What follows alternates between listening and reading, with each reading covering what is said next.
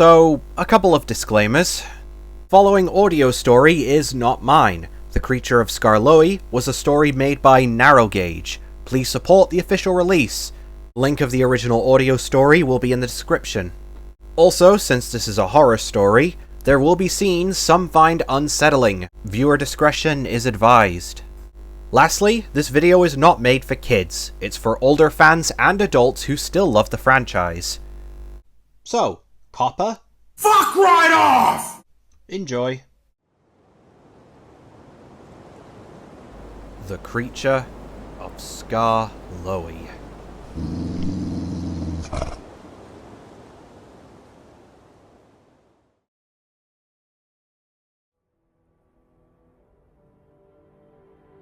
The sun began to set on the island of Sodor, disappearing behind the hills at the slate quarry, covering it in nothing but pure shadow. Although most of the workmen had gone home, the quarry was far from quiet, as a well-known source of groans and complaints was looming about. Duncan chuffed around the sidings, pushing freight cars into a train to take back to the transfer yards at Crobin's Gate. He was tired and, not surprisingly, grumpy. It had been the quarry all day. No other freight, no passengers, and certainly no rest. Just slate, slate, slate. Still, he pressed on, knowing this was his last train for today, and he would soon return to the comfort of the sheds. Assuming, of course, that his favorite spot had been taken. Just as he shunted his last few cars, he began to hear puffing from behind. Someone was entering the quarry. Who's there? Duncan tried to sound firm, but upon hearing no response, he felt a little nervous. Suddenly, he gave out a cry of complete terror as a shrill whistle echoed across the quarry. Steady on, Duncan. It's only me. Duncan's fear quickly vanished, now replaced with anger as Sir Handel backed into a siding with some empty cars. His eyes were almost tearing up with laughter. Oh, knock it off, Sir Handel. Do you have anything else better to do? I'm sorry, Duncan, but I just couldn't resist. Ha!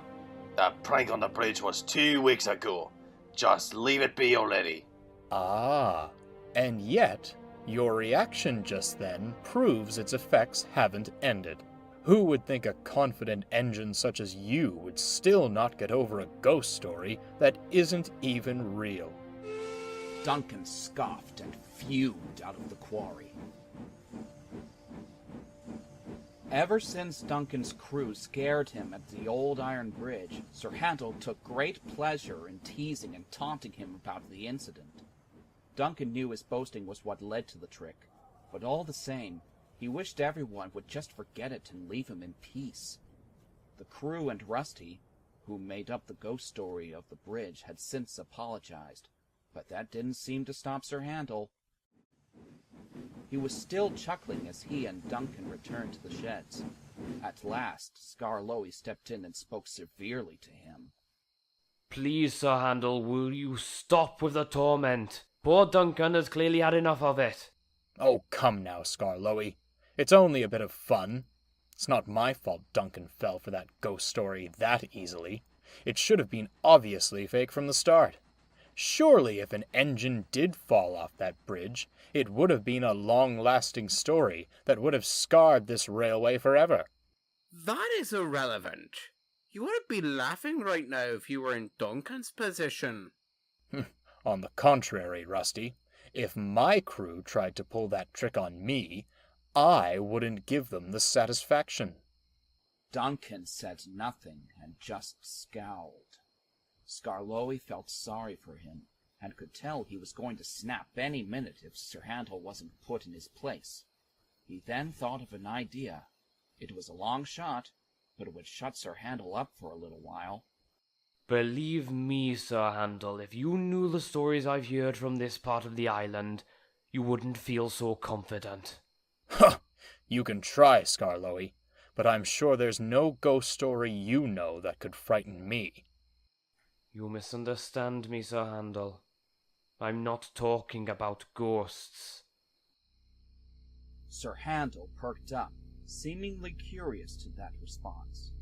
Rusty and even Duncan appeared interested too. What do you mean?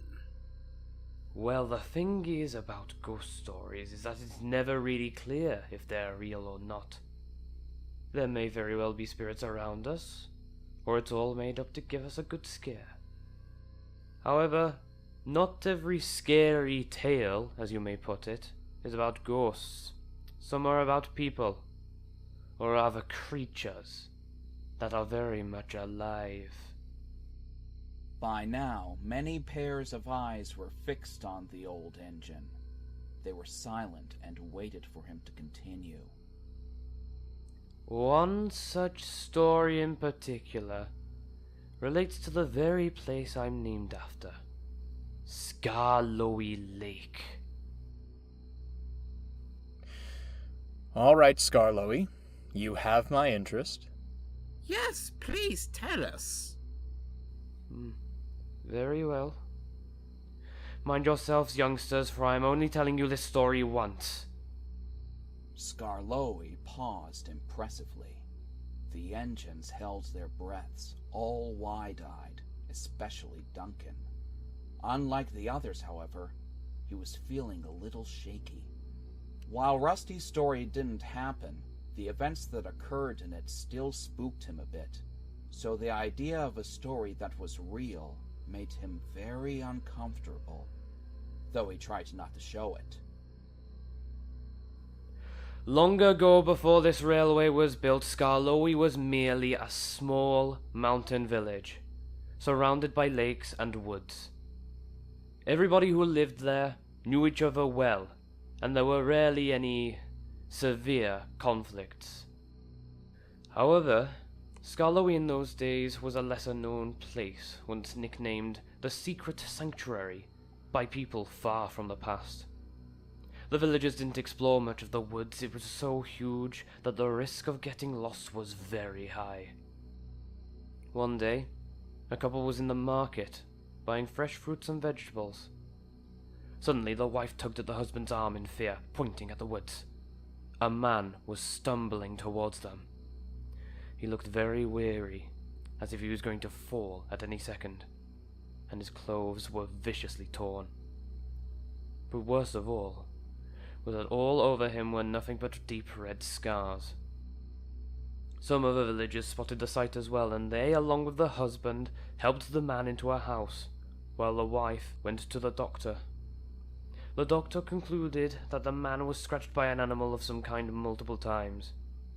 But even then, no one could think of a local animal that could be this vicious. So, when the man seemed to have somewhat recovered, the doctor asked him what had happened.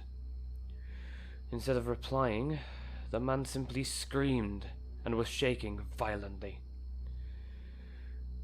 I was told he did this for at least a few minutes before finally passing out.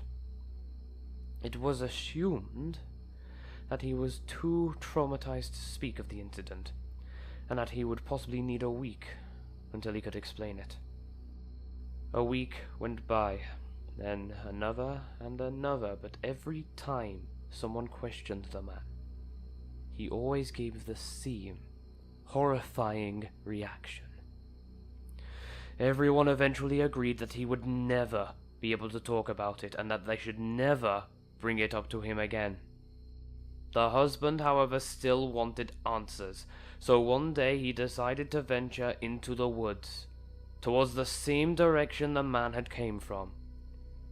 His wife and many of the villagers were worried, but he assured them that he would stay safe and return to them.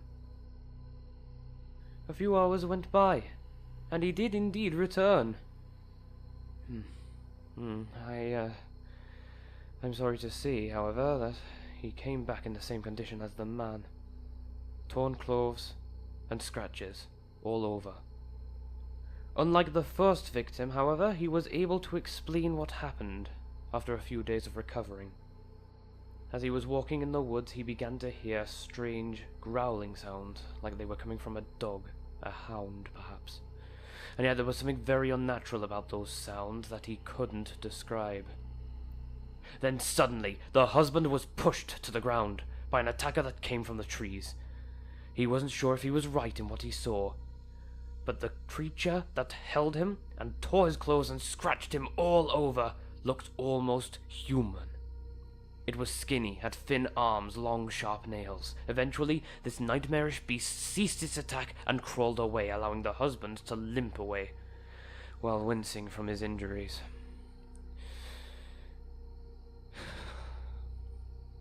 No one could figure out what this creature was, why it attacked, or why it let its victims live. The most common belief was that this creature roamed the entirety of Skarloey Woods and attacked any outsiders to protect it. It seemed like the most logical thing, but no one could really be sure. What all the villagers agreed on, though, was that it was very unsafe to enter those woods, alone or otherwise. So they always stayed away, and that remained a tradition for several years. Then, our railway would eventually be built, and myself and Renias would come to the island. This all gave a lot of attention to the small village of Skarloey, and the other local places that we traveled to.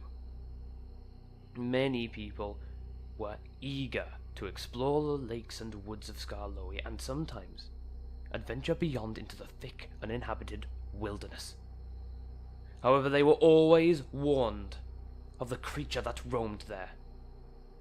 Some would listen and heed their words, and bright they were too. Very, very bright they were. To those who didn't listen.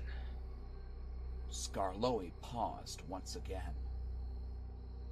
Well, sometimes people would emerge from the woods, clothes torn and scars all over.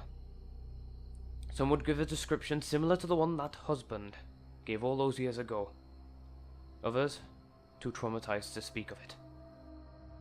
No one had ever gotten physical proof of what all these people claimed, like photographs or recorded films, so no one could confirm this creature as existent. They couldn't confirm its existence as being true fact. Some believed the tale to be some long-lasting scandal made up to attract attention to the village.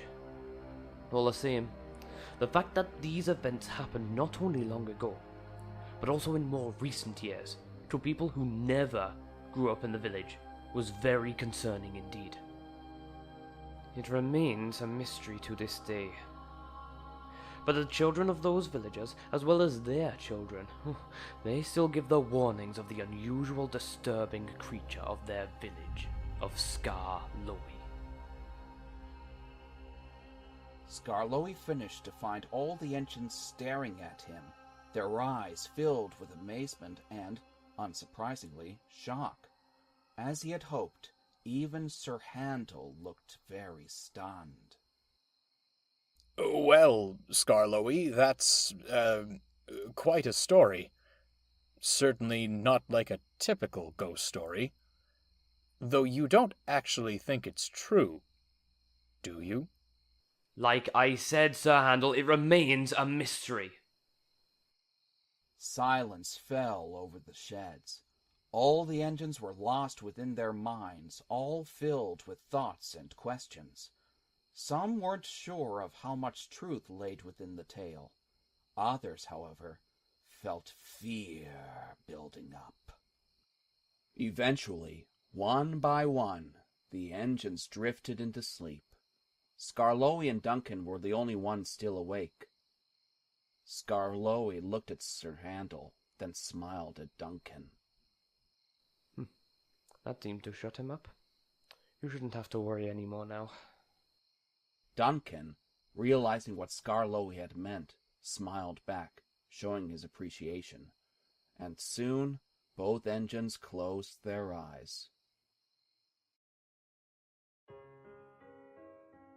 The next morning saw every engine slowly waking up from their slumbers, all the steam engines feeling warmth around their boilers. Their fires were lit, their water bubbled, and steam began flowing out their funnels. Sir Handel was the first to go. His term at the quarry was upon him.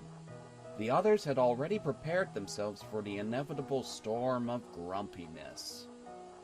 And to think I once thought the coaches were the worst thing here. And not long after my repaint, too. Oh, to be ruined already. Well, be gentle and treat the trucks with some respect. You might just make it out clean, Boyle. Respect for trucks? What an absurd idea. Oh, suit yourself. Though don't act surprised if you get negative results. I only did warn you once. No more words came from Sir Handel as he bumpily left the sheds. Duncan watched him, snickering quietly. It would serve him right if his paint did get ruined after all his teasing. He better have stopped with that nonsense, or I'll make sure he's sorry. Hey, Duncan, settle down. This is a railway, not a factory. You can't do your cockfighting here, my boy. It seems my story has taken his mind away from all of that, so you should be fine. I hope you're right, but it's just so frustrating. I know I may have deserved it, but it gets so tiring. Maybe I just need to learn to ignore them and focus on my work. Yes, that would be the sensible thing to do, my boy. Thoughtfully, Duncan rolled out of the shed and set off for his first train.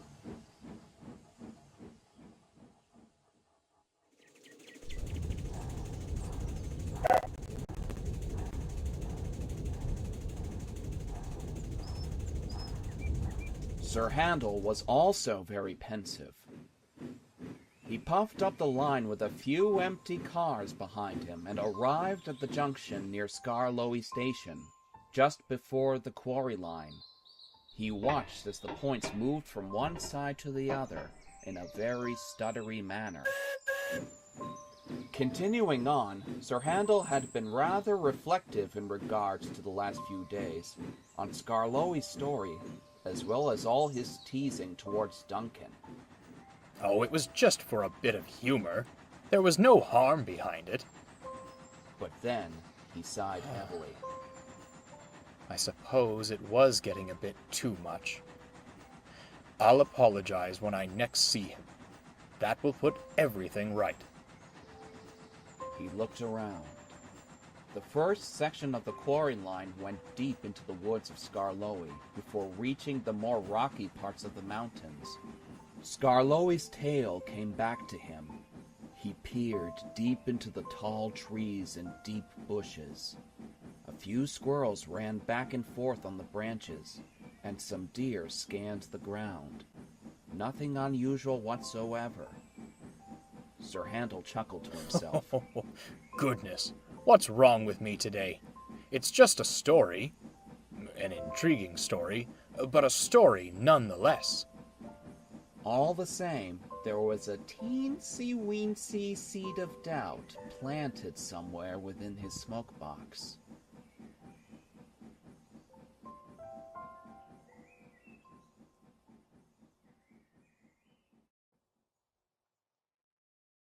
The day was long and exhausting for Sir Handel, but finally the orange glow of evening had arrived, and his last train of the day was ready. The quarry was almost entirely deserted, save for a few workmen cleaning up equipment and approaching their cars for their journey home. Despite his best efforts, Sir Handel never got the chance to speak to Duncan all day. He felt disappointed, but knew that tonight he could deliver his apology in the sheds. It was just a case of getting there, of course. With a toot of his whistle, Sir Handel moved slowly off, pulling his freight cars full of slate away from the quarry.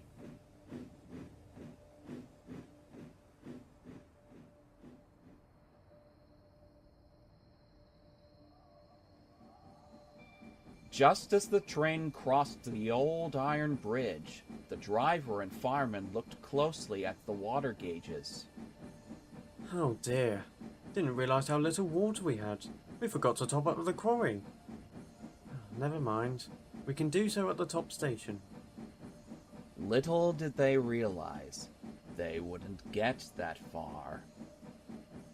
Creeping through the almost blackened woods, Sir Handel could see the points at the junction straight ahead. But there was also something else. A signalman, waving a red lamp frantically. The driver put the brakes on, and Sir Handel slowed to a stop. What's the matter? I'm afraid my points are jammed. I've been having trouble with them all day, but now they're stuck hard against you. Oh, bother. Well, how can I get out? Won't they be fixed? Not until morning. You'll have to return to the quarry and stay there for the night. Oh, that won't be possible. We're well low on water, and there's no way we'll have enough to go back. Sir Handel's face fell into complete dismay. But that means I'm stuck. Here. Looks to be the case, old boy. Don't worry, you should be fine out here. I'll phone the Fat Controller, and once the points are fixed, they'll send an engine to rescue you. Well, no choice in the matter, is there? And so, Sir Handel's crew went about dropping his fire. The flames were dampened, the water stopped bubbling, and steam ceased to flow out of his funnel. Once that was done, the driver, fireman, and signalman went away.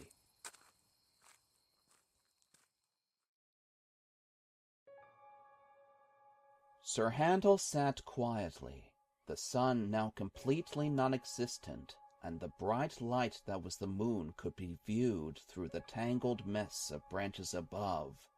An owl, somewhere in the distance, made its presence known. Sir Handel wasn't sure why, but the idea of sleep wasn't on his mind. He had been working hard all day. It was never-ending. Surely, then, he would be in desperate need of sleep. But he wasn't. Was it the breeze running through the woods? Perhaps that owl was too loud for him. No, it definitely wasn't those. Unusually, Sir Handel felt rather focused, very wary and on high alert. He was attentive to even the quietest of noises. But what was he on high alert for? Besides the numerous animals that dominated the woods, the little engine was alone. Neither human nor engine was around. So what was wrong? Skarloey's story. Come now, Sir Handel. Don't be so silly. It's just a story, nothing more. But was it just a story? Well, of course it is. There's no way it actually happened. That creature isn't real. Not real at all. It's all fake. Was it, though? Yes, I know it is. Skarloey probably just made it up as well, just as a scare. Did he really? He did. It's just a story. It's not real. It's not... He froze. A chill went through his boiler. The nearby bushes were shaking viciously. It was then that Sir Handel could hear a low, groaning sound. A sound he had never heard before. Who's there? No words came back, only that haunting groan. Then he saw a shape emerge from behind the bushes. The overall body, the arms, legs, and head, it looked human. But the way it moved, the way it crawled like an animal, it was unnatural. Sir Handel quivered uncontrollably. Fear built within him. He wanted to run. He wanted to escape. He wanted nothing more than to be in the warm, cozy sheds, surrounded by the comfort of the other engines. But he couldn't. He had neither a fire nor a crew. But there had to be a way out of this. There just had to be. Suddenly, there was a whistle. A deep one that was all too familiar. Duncan? It was indeed the number 6 engine of the narrow gauge railway. He emerged from the darkness, a line of vans and flatbeds behind him. He got closer and spotted Sir Handel. Sir Randall, what are you doing? Oh, Duncan, I'm so glad to see you. I need help. There's some creature in the bushes. I think it's going to hurt me, and I can't get out. Please, Duncan, please help me. To Sir Handel's shock, Duncan didn't slow down. He kept moving. Huh, you're not getting to me this time, Sir Randall. What? I'm sick of your constant teasing and laughing at me. I thought you would have stopped by now, but you're still at it. No, Duncan, this isn't a trick, I swear. There's something there. Can't you see it? You're not fooling me. Oh, Duncan, please. I'm serious. The points are stuck against me. But surely you could pull me with a chain or something. I don't care if I derail. Drag me along the ground if you have to, but please, I want to get out of here. Shut up, Sir Randall. You have been a thorn in my side for 2 whole weeks. Well, I've had enough. I'm not gonna fall for your stupid tricks anymore. If you're stuck there, you can bloody well stay there. Duncan, please, come back. Come back, Duncan, please. But Sir Handel's efforts were in vain. Duncan kept moving away from him, and eventually was out of sight. Sir Handel looked back at the bushes to meet a pair of bright, glowing eyes staring back. His own eyes widened with fear, terror, and now regret. His way of escaping, his only way of escaping, was now long gone, and only he was to blame.